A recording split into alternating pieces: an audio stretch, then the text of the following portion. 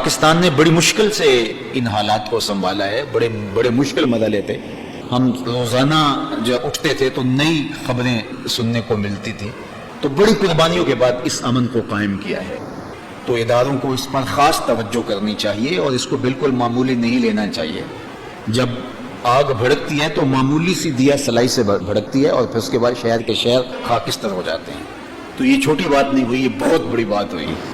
یار اگر حضرت سید ابو بکر صدیق رضی اللہ تعالی عنہ کے بارے میں یہ کہا جائے گا تو پھر دین کہاں بچے گا؟ جس کو رب قرآن میں کہتا ہے اذ یقول لصاحبہ لا تحزن ان اللہ معنا، جس کو صحابی میرے حضور کا قرآن نے کہا ہے، اذ یقول لصاحبہ، یہ قرآن نے کہا ہے، تو پھر باقی بچتا کیا ہے؟ اللہ کے محبوب علیہ السلام نے ارشاد فرمایا، حضور کی نگاہوں میں یہ سب کچھ تھا جو ہونے والا ہے.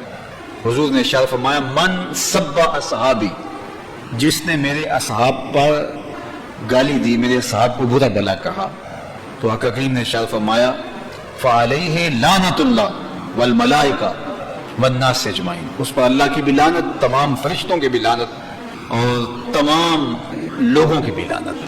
اور حضرت عبداللہ ابن عمر رضی اللہ تعالیٰ عنہ سے روایت مروی ہے کہ آقا کریم نے ارشاد فرمایا اگر تم کچھ لوگوں کو دیکھو کہ وہ میرے صاحب کو گالی دیتے ہیں فقولوا لعنت اللہ علی شرکم، تو تم کہو تمہاری شر پہ اللہ کی لعنت ہو.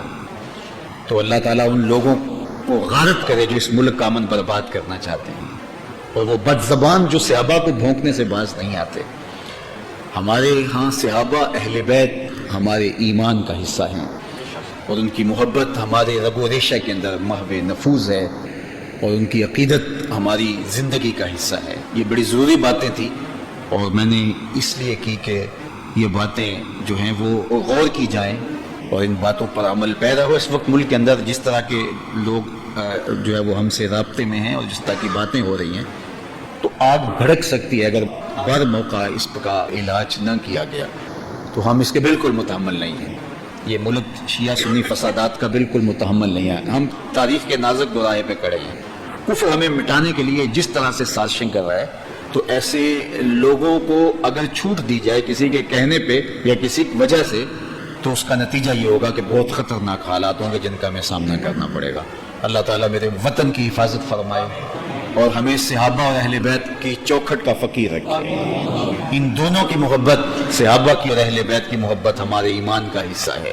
یہ حضور کے سینہ نور سے، مشکات نبوت سے پھوٹنے والی کرنیں ہیں اور آقا کریم علیہ الصلوۃ والسلام کے ساتھ نسبتوں کے امین اور اس امانت کے حامل یہ بابرکت ذوات اور یہ ہستیاں ہمارے ایمان کا حصہ ہیں. آقا کریم نے اصحاب کے بارے میں فرمایا صحابی کالنجوم فبأیہم اقتدیتم اہتدیتم، میرے صحابہ ستاروں کی طرح ہیں، تم جس کے پیچھے چلو گے تو تم ہدایت پا جاؤ گے. اور اہل بیت کے بارے میں فرمایا میرے اہل بیت کی مثال حضرت نوح علیہ السلام کی کشتی کی طرح ہے، تو جو سوار ہو گیا وہ نجات پا گیا، جو سوار نہ ہو سکا وہ ڈوب جائے گا. سمندروں کے سفر تھے اس زمانے میں، تو کشتی پہ سوار ہو کے ستاروں پہ نظر رکھ کے منزل تک پہنچا جاتا تھا.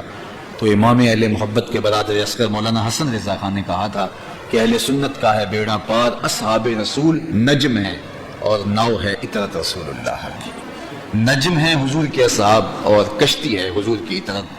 تو ہم حضور کی اطرت کے بھی غلام ہیں، حضور علیہ السلام کے اصحاب کے بھی غلام ہیں، اور یہ غلامی ہمارے لیے سعادت دارین ہے، دنیا آخر کی عزتوں کا سبب اور ذریعہ ہے.